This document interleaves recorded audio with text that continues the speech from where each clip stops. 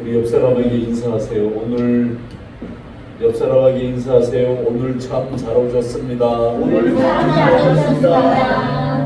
잘 오셨습니다.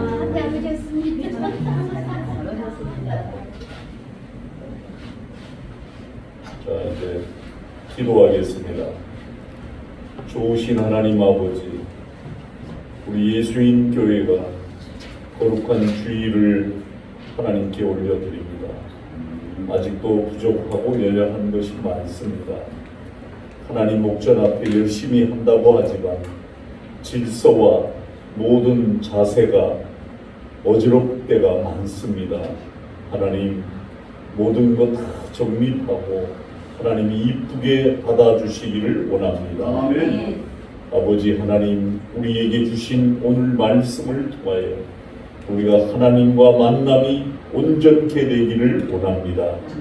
주의 성령이 스승되셔서 우리를 감동을 주시고 깨닫게 하시고 하나님의 뜻을 발견하여 이 어지러운 이 시대의 승리자로 모델로 쓰임받을 수 있도록 축복해 주옵소서. 아멘. 예수님의 이름으로 기도하옵나이다. 아멘. 오늘 주신 하나님의 말씀은 성도의 최후의 심판입니다. 오늘 말씀을 잘 들어야 됩니다. 본문에서 사람은 누구에게나 예수 그리스도 앞에서 최후의 심판이 있다고 하는 것을 증거하고 있습니다. 성경의 내용을 교리적으로 함축해 놓은 저와 여러분이 사도신경으로 신앙 고백 다 하시잖아요. 우리 장로교는 성경이 첫째예요. 성경 중심. 다시 말하면 하나님 말씀 중심이 첫째고, 두 번째는 장로교가 전 세계적으로 영국 웨스트민스터에서 모여가지고 웨스트민스터 신앙 고백을 하나로 통일을 했단 말이에요. 그래서 이 웨스트민스터 신앙 고백이 제 두 번째로 아주 중요한 거예요. 그래서 신앙의 기본 교리, 그러면 장로교에서는 웨스트민스터 신앙 고백에 두고 있는 거예요. 뭐 다른 데 뭐 순복교회가 어떻고요, 감리교회가 성결교가 어떻고 그런 얘기 전혀 하지 마세요. 오로지 지금 장로교에 몸담고 있으면 오직 장로교의 교리, 칼빈주의의 사상 중심으로 예배해야 되는 거예요. 성경 다음으로 가장 중요시 여기는 것이 웨스트민스터 신앙 고백서다. 그래서 웨스트민스터에 있는 신앙 고백서의 최후의 심판에 대해서 세 가지를 정리하고 있는데, 오늘 그 내용을 성경적으로 살펴보면서 여러분에게 하나님의 말씀을 배워나고자 합니다. 첫 번째, 심판주와 심판의 대상이 있습니다. 오늘 본문 고린도후서 5장 10절에 보니까 이는 우리가 다 반드시 그리스도의 심판대 앞에 드러나 각각 선악간에 그 몸으로 행한 것을 따라 받으려 합니다. 잘 들으세요, 여러분. 심판주는 누구신가? 바로 예수 그리스도입니다. 본문은 모든 인류가 최후에는 다 그리스도의 심판 앞에 서게 됩니다. 양과 염소로 분리되고 심판을 받게 된다는 겁니다. 요한복음 5장 22절에 가면 아버지께서 아무도 심판하지 아니하시고 심판을 다 아들에게 맡기셨으니 그랬습니다. 하나님께서 심판을 아들이신 예수 그리스도에게 다 맡기셨어요. 그래서 심판에 관한 정권을 예수 그리스도에게 이임하신 겁니다. 남자들은 우리나라에 4대 병력 의무를 치러야 되잖아요. 그죠? 군입대 하기 전에 신체 검사를 누구한테 가서 받습니까? 병무청의 구리관 앞에 판정을 받습니다. 그것은 나라의 대통령이 군인이 될 수 있는 신체 검사와 판정을 군의관에게 전부 위임한 겁니다. 군의관이 건강하다고 판정하면 갑종 합격으로 육군 아니면 공군 해군에 가야 되는 겁니다. 건강하지 않다면 불합격 판정을 받는 것입니다. 마찬가지로 예수 그리스도에게 모든 인류의 최후의 심판을 맡기셨다는 겁니다. 양과 염소로 나누는 일과 알곡과 죽정이로 분류하는 일은 그리스도에게 맡기셨습니다. 할렐루야! 그리스도에게 맡겼다는 이 말씀은 곧 예수 안에 있으면 살고 예수 밖에 있으면 죽음이라는 사실을 말해주는 겁니다. 구원은 예수 그리스도 안에만 있습니다. 천하의 모든 인간 중에 예수란 이름 외에는 구원받을 만한 이름을 주신 일이 없다는 사실을 확인하기 위해서 모든 심판권을 예수 그리스도에게 다 맡긴 겁니다. 다시 말하면 오직 예수만 붙잡으라는 겁니다. 심판자인 그분에게 잘 보이라는 겁니다. 우리가 왜 준비 찬양하고 기도하고 왜 교회에서 열심히 하고 성리를 읽고 하나님 앞에 예배를 드리는가? 바로 주님을 기쁘게 하시기 위한 우리의 방편입니다. 할렐루야! 모든 심판권을 그리스도에게 다 맡겼다는 사실을 말하는 겁니다. 그렇다면 심판의 대상은 누구입니까? 땅에 있는 모든 사람이라고 본문은 기록하고 있습니다. 남자나 여자나 어른이나 아이나 서양인이나 동양인이나 지식인이나 무식한 자나 누구에게나 다 주님의 심판을 피할 수가 없습니다. 심판의 대상은 다시 두 종류로 분류가 됩니다. 첫째가 뭡니까? 불신자들입니다. 데살로니가 후서 2장 12절에 진리를 믿지 않고 불의를 좋아하는 모든 자로 심판을 받게 하려 하십니다. 여러분, 지금 이 시대는 악한 시대입니다. 사단이 강하게 역사합니다. 전도도 잘 안 됩니다. 기도도 잘 안 되는 시대입니다. 예배관을 흐리게 만듭니다. 예배 주일날만 드리면 되지 뭐 다른 날 뭔 소용이 있어. 예배를 다 막습니다. 이게 왜 이렇습니까?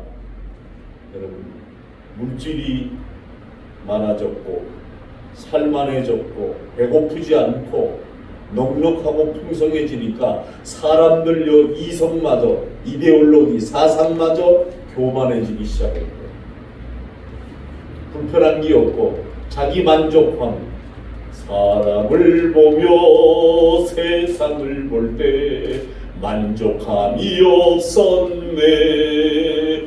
나의 하나님 그분만으로 만족함이 없는 거예요. 하나님 한 분만으로 만족해야 되는데 하나님에게도 만족함이 없는 악한 영들이 지배하고 있어요. 여러분, 심각한 때입니다. 지금이 오직 예수를 붙들고 살아가야 할 우리의 심령들이 얼마나 교만한지 아세요? 정신 바짝 차리세요. 직분을 맡은 자는 더 겸손해야 돼요. 직분이 뭐 자기가 뭐 대단한 직분이구나. 교만을 떨고 이선을 떨고 이러면 절대 안 돼요. 오직 그리스도 안에서는 직분 맡은 자는 사랑으로 협력하는 거예요. 할렐루야! 저는 교만한 꼴을 못 보는 목사예요. 제 앞에서 교만하려고 떨려고 그러지 마세요. 부탁을 드립니다. 제가 41년 동안 신학대학교에서 학장으로 대학원 원장으로 사역하면서 별별 목사 다 봤어요. 아주 이선 떠는 목사, 거짓 목사, 가짜 목사, 별별 거 다 봤다니까. 그렇기 때문에 하나님 앞에는 우리가 진실하고 오직 진리를 쫓아가려고 불의를 좋아하는 사람이 안 돼야 돼요.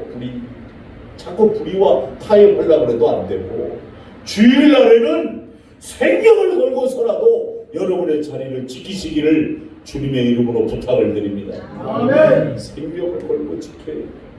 주일날 목사님 어디 갈게요? 나 좀 앞으로 아들 타협하려고 그러지 마세요. 저 타협 안 받습니다. 왜? 여러분 타협해줬다가 제가 곤란을 너무 많이 겪고 연장 10억을 하나님 앞에 바쳤는데 제가 탄감 기도해줬다가 제가 물질로 얼마나 힘들었던지 몰라요. 이제 탕감도 안 하고 타협도 안 하려고 그러죠. 하나님 앞에 오직 진리를 믿지 않는다는 말은 뭐예요? 복음을 믿지 않는다는 말입니다. 예수를 믿지 아니한다는 말입니다. 예수를 믿지 않는 모든 사람들이 불의한 자로, 다시 말해서 예수밖에 있는 사람들로 심판이 이미 그들에게 임하는 겁니다. 죄란 무엇입니까? 죄, 헬라어로 뭐라 그래? 히발티아, 관역을 빗나갔다 이렇게 말하는데 예수 믿지 않는 겁니다. 하나님을 믿지 않는 것입니다. 성령님을 믿지 않는 겁니다. 아무리 도덕적으로 윤리적으로 온전하다 할지라도 예수 믿지 않으면 불의한 자요.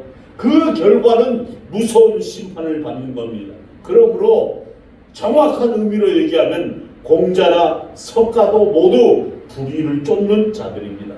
곧 심판의 대상이라는 겁니다. 아무리 지식적으로 완벽하고 인격이 뛰어났다 할지라도 그리스도 안에서 불의한 자라고 정죄받고 심판받는다는 사실을 잊지 마시기 바랍니다. 철학자 볼테르가 있었습니다. 최고의 지성인이죠. 최고의 인격자였습니다. 그런데 그가 죽을 때 최후에 남긴 말이 뭐라는지 아십니까? 차라리 나는 이 세상에 태어나지 않았다라면 더 좋았을 것을. 나는 지옥으로 가는구나. 죽음 앞에 탄식을 하더랍니다. 예수밖에서는 인격과 지식이 무의미하다는 사실을 말해주는 겁니다. 예수밖에 모든 사람들은 곧 심판의 대상인 겁니다. 그 다음에 배도한 천사가 심판을 받습니다. 저는 여러분들에게 꼭 말씀드리고 싶어요. 여러분이 지금 현재 앉아있는 자리, 유다서 1장 6절에 보면 자기 지위를 지키지 아니하고 자기 처소를 떠난 천사들 큰 날의 심판의 한 결박으로 흑암에 가두게 되느니라. 여러분들 기도가 안 됩니다. 목사님 영적으로 살려도 안 됩니다. 이게 왜 그럴까요? 문제가 있는 거예요. 뭐에 문제가 있습니까? 자기의 자리를 은혜롭게 사명을 지키지 못했기 때문에. 이사야서 14장 12절에 가면은 계명성의 천사를 말합니다. 흔히 루시퍼 천사라고 하는데 하나님의 보좌에서 찬양을 맡았던 천사입니다, 여러분. 그러나 그는 하나님을 비길이라 할 만큼 교만했습니다. 타락했습니다. 자기 지위를 지키지 못했습니다. 결국에는 흑암에 가두어 심판을 받고 하나님의 보좌에서 쫓겨납니다. 그렇습니다. 이것을 무엇을 말하는 겁니까?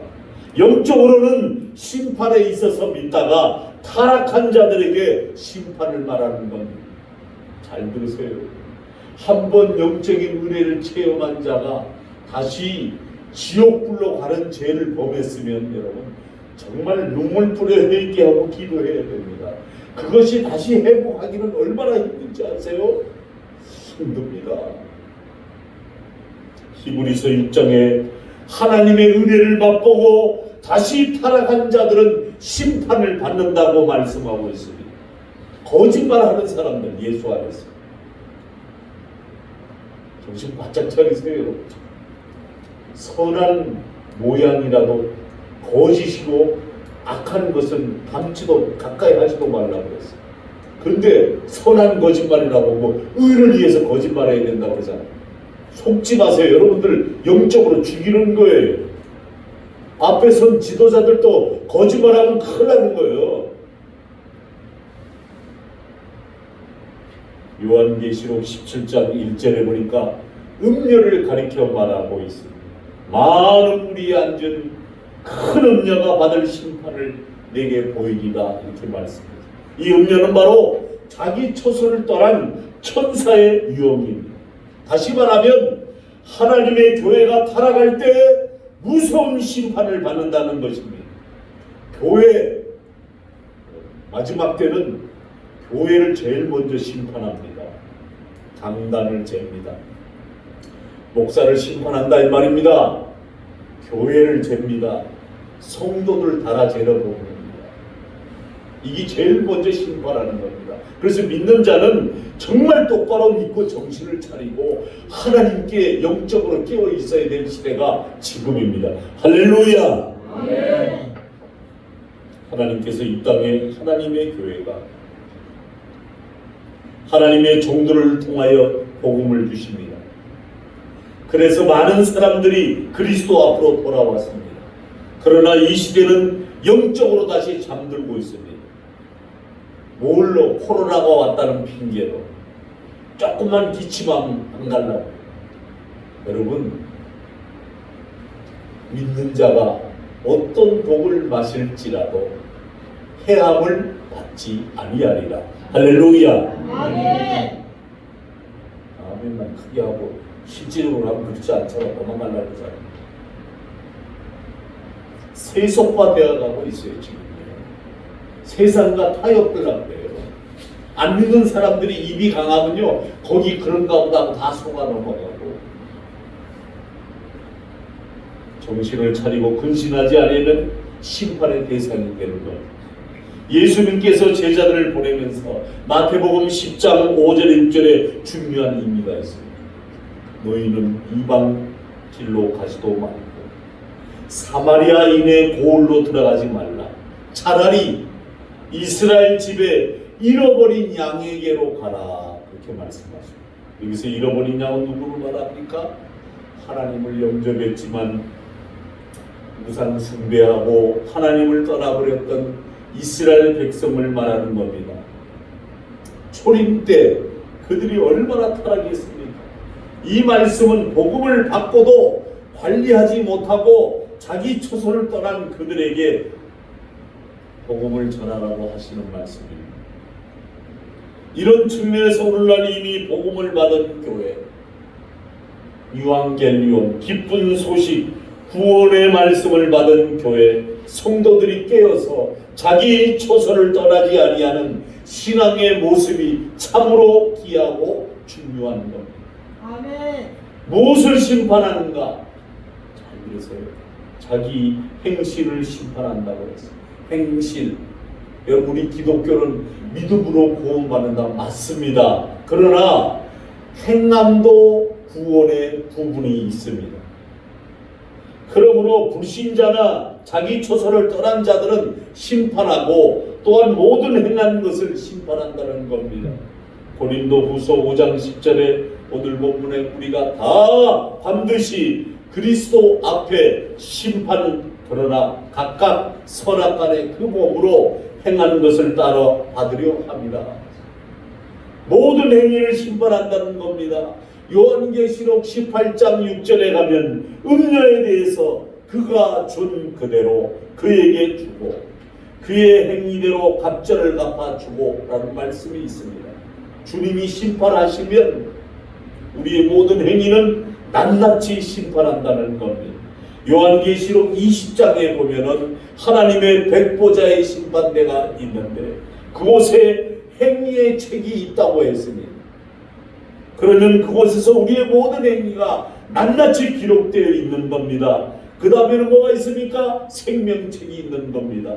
구원받은 자들의 이름이 생명책에 낱낱이 기록되어 있는 겁니다. 그것을 근거로 해서 우리의 행위에 잘못된 것을 심판하시는 겁니다. 구약시대 때는 이랬어요. 구약시대 때는 보상법이 있었어요. 잘 들으세요. 구약 때는 보상법이라는 뭐냐면 우리가 행한 대로 그 피해를 보상해 주는 법을 말하는 겁니다. 그건 제가 말하는 게 아닙니다. 출애굽기 21장 23절에서 24절에 가면 생명은 생명으로, 눈은 눈으로, 이는 이로, 손은 손으로, 발은 발로, 태운 것은 태움으로, 상하게 한 것은 상함으로, 때린 것은 때림으로 갚을지니라고 했습니다.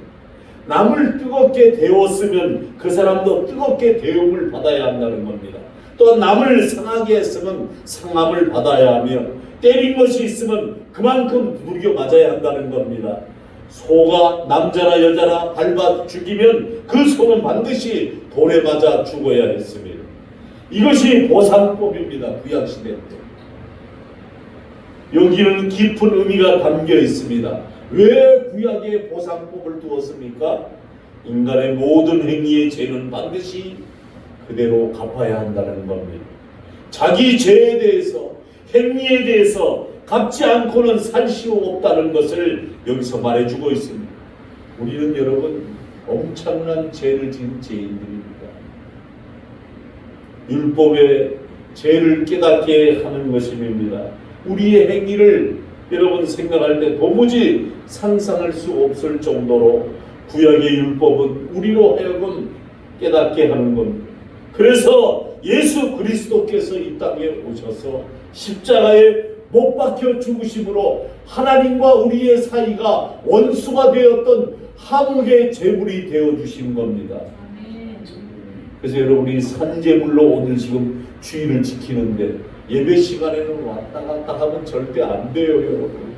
예배 시간에 뭐 지 목마르다고 물 마시고 뭐 이렇게 제물이 난리가 난 거지, 살아있는 거지, 제물. 저는 제발 예배 시간에 인격적인 하나님 앞에 질서를 지키고 하나님 앞에 주님 나를 죽었습니다. 오늘 나를 물두멍에 씻어주시고 내가 제사장에게 안수받고 하나님의 말씀으로 영적인 각을 띄워서 하나님 앞에 산제물로 태움을 입을 때 하나님이 흠양하시는 복된 예배가 되게 하여 주시옵소서 하고 기도해야 될 줄로 믿습니다. 아멘. 할렐루야. 아멘. 거룩한 산제사를 드려야 됩니다. 형식적으로 육적으로 남에게 보이려고 그러지 마세요. 내 모든 죄를 십자가의 피로 씻어주신 예수님, 여러분 그거 생각하면 얼마나 감사합니까? 그거 생각하면 우리는 축복을 다 받은 사람들입니다. 그러면서 우리는 또 죄를 짓습니다. 그러나 우리가 불신자와 다른 것이 있다면 뭡니까?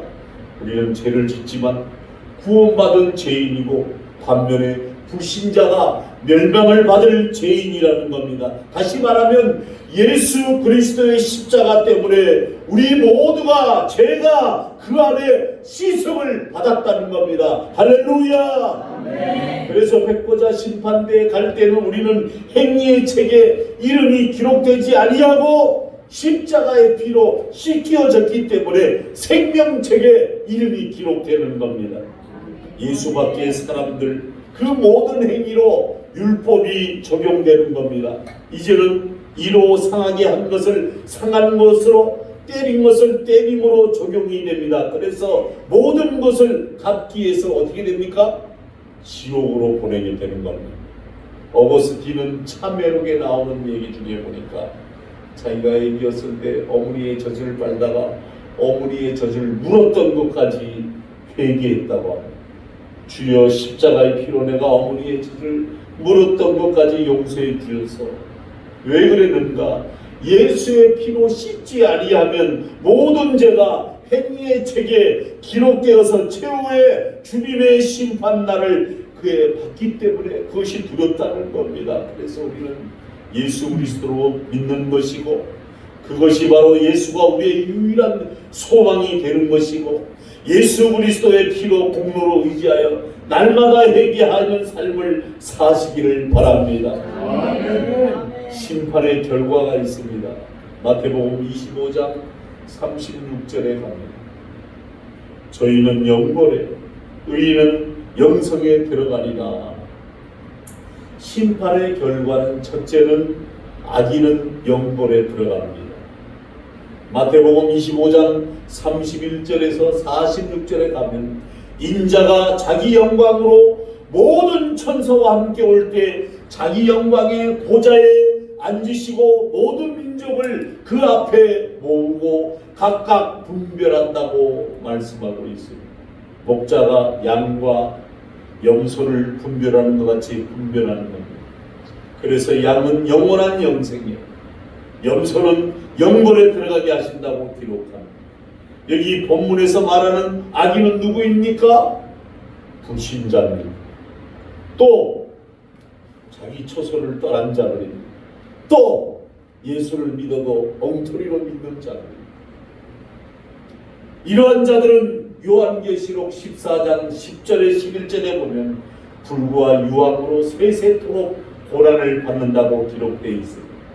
천국과 지옥은 죄를 짓고 사는 인간이 이성으로, 여러분의 이성으로 이해할 수 없는 것이에요. 여러분이 그걸 천국과 지옥을 나는 이해가 하네.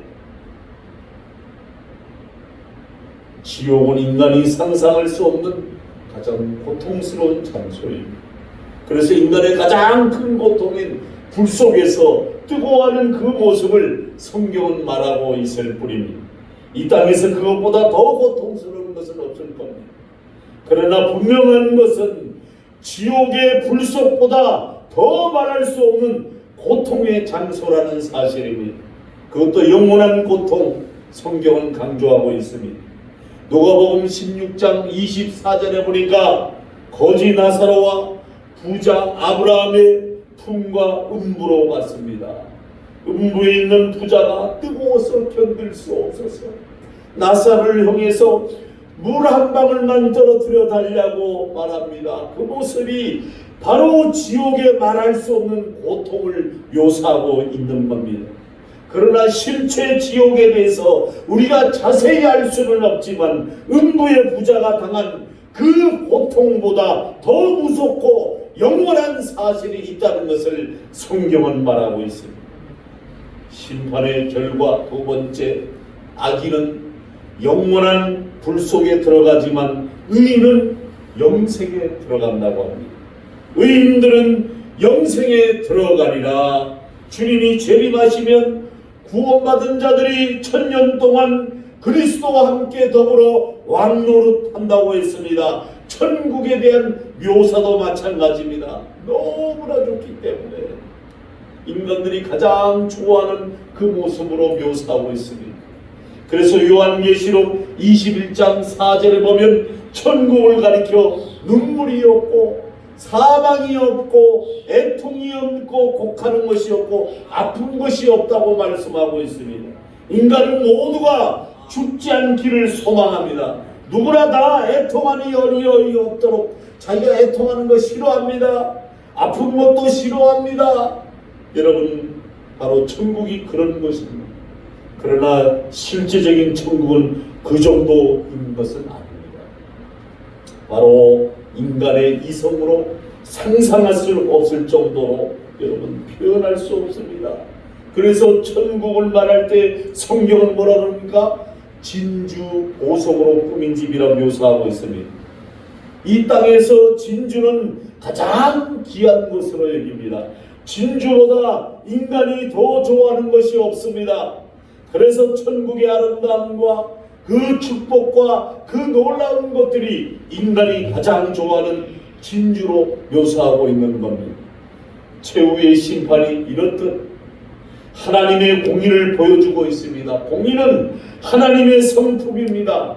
악인은 반드시 지옥의 유황불의 영원한 고통으로, 의인은 반드시 영생을 얻게 하고 영원한 천국에 들어가게 한다는 것이 바로 하나님의 심판입니다. 공의인 겁니다. 흰색이 있어야 검정색이 존재하는 것과 의미가 같은 겁니다. 지옥이 있어야 천국이 존재하는 겁니다.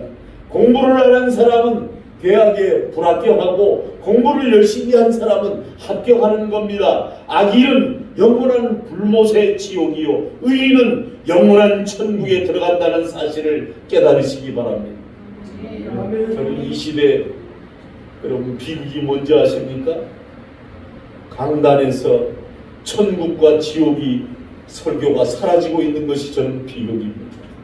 성도들의 기분이나 마치고 우스갯소리나 하고 깎알대고 웃고, 여러분 그건 황초입니다. 황초. 풀을 베어놓고 말리면 누래진 황초가 되고 짐승들이 먹습니다. 배설물로 나오면 끝나버리고 말. 우리는 하나님의 진리의 말씀인 녹초를 먹어야 됩니다.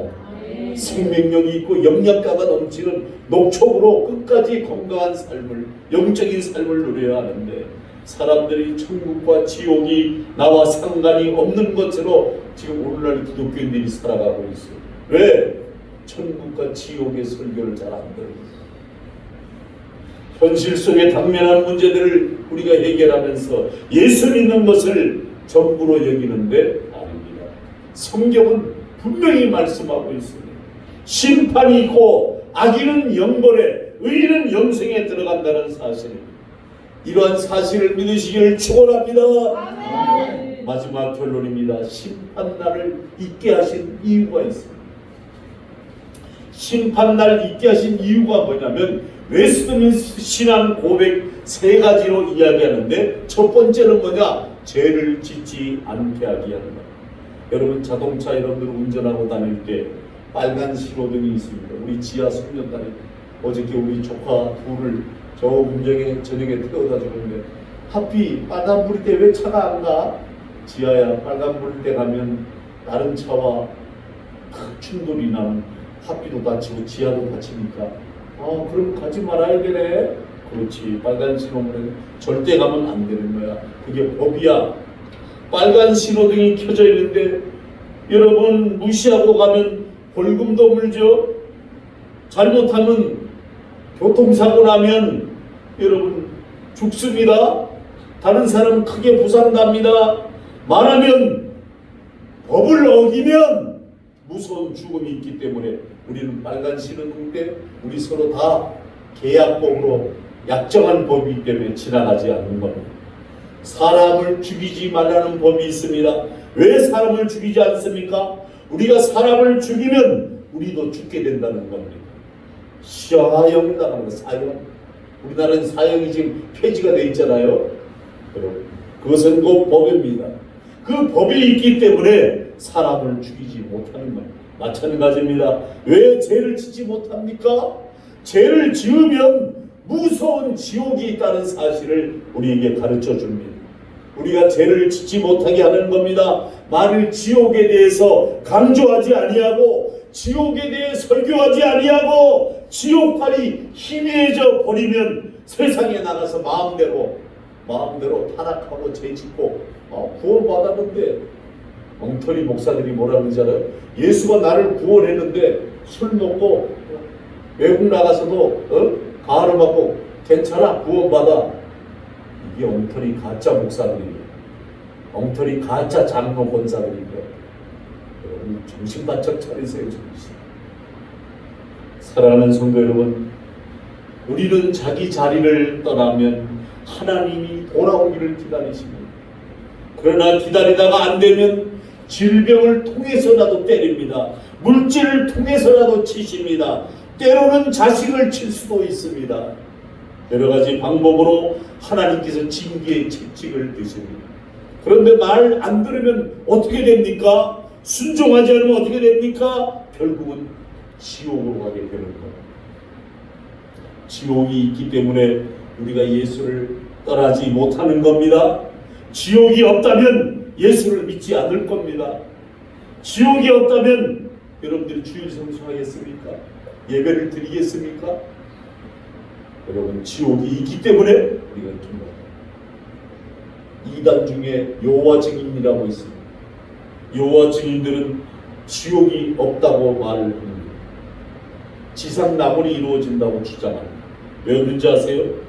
지옥의 공포증에 걸린 교주가 어렸을 때 교회를 나갔는데 지옥의 말을 듣고 이 교주가 얼마나 두려워했는지 여호와 증인을 만들면서 지옥이 없다고 말했습니다.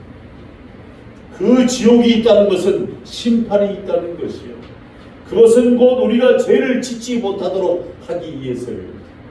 그 다음에 왜 형벌의 심판이 있는가? 경건한 사람들이 위로를 받기 위해서라고 말하고 있습니다. 로마서 8장 18절에 가니까 현재의 고난은 장차 우리에게 나타날 영광과 좋게 비교할 수 없도다. 성도들은 예수 믿는 순간부터 여러분들은 다 고난의 학교에 입학하는 겁니다. 정말 하나님의 말씀대로 믿으려고 하면 외롭고 고독하고 힘듭니다. 정말입니다. 왜요? 나에게 주어진 십자가가 있기 때문에 힘이 듭니다. 여러분에게도 십자가가 다 있습니다. 그 십자가 지고 주님을 쫓아가야 합니다. 십자가를 안 지고 쫓아가려고 그러기 때문에 문제가 있는 거예요. 우리에게는 소망이 있습니다. 우리가 심판대 앞에 설 때 우리 이름이 생명책에 기록되어서 영원한 나라의 상속을 받는다는 엄청난 사실을 기다리고 있는 겁니다. 그래서 이 땅의 삶이 고달프고 병마가 우리를 괴롭히고 최후의 죽음이 온다 할지라도 우리에게는 저 천국의 소망이 있기 때문에 천국 견딜 수 있는 줄로 믿습니다. 심판은 바로 이러한 소망의 근거가 됩니다. 마지막으로 왜 이러한 심판이 있는가? 그것은 곧 깨어 재림의 소망을 갖게 하기 위해서입니다. 웨스트민스터 신앙고백서 33장에 보면 최후의 심판은 다음과 같이 말로 정리합니다. 심판날을 알리지 아니한 것은 언제 주님이 오실지 몰라 항상 경성하게 기다리게 하고 예비하게 하려 하십니다. 최후의 심판대가 있다는 사실은 바로 우리 믿는 자들에게 주님의 재림의 소망을 삼게 하고 공중에 임할 그 주님을 기다리게 하고 깨어서 예수 그리스도의 신부로 우리를 단장하고 우리를 훈련시키는 겁니다. 사랑하는 성도 여러분, 시작하는 것이 있으면요 끝나는 것이 있기 마련입니다. 이 땅에 태어났으면 우리는 언젠가 이 땅에 떠나게 됩니다. 그때 누구나 주님 앞에 심판을 받게 된다는 사실입니다. 그때 생명책에 이름이 기록되어 있는가 아니면 행위책에 이름이 기록되어 있는가 엄청난 결과를 가져올 겁니다. 불신자나 배도하는 자들이 이 땅에 가라지처럼 잘되고 힘을 과시한다고 해도 부러워하지 마세요. 우리는 믿음을 잃지 아니해야 됩니다. 하루살이처럼 내일의 심판을 보는 자가 되어서는 안 됩니다. 최후의 심판대 앞에서 영광의 나라 상속받을 그 날을 바라보며 절대 세상에 유혹받지 마십시오. 아멘. 지옥의 형벌을 생각하면서 범죄하지 마시기 바랍니다. 심판날을 생각하며 세상의 쾌락이나 미혹에 빠지지 마시기 바랍니다. 천국의 영광을 바라보면서 예수 그리스도의 신부로 단장해서 미련한 다섯 처녀가 아닌 지혜로운 다섯 처녀처럼 신랑 대신 예수가 오면 등불 들고 나아가 참여하는 저와 여러분 다 되시기를 주님의 이름으로 축원합니다. 아멘. 오직 예수의 이름으로 축원합니다. 아멘. 할렐루야. 사랑의 나의 아버지 하나님, 부족한 입술로 주의 말씀을 대언했습니다.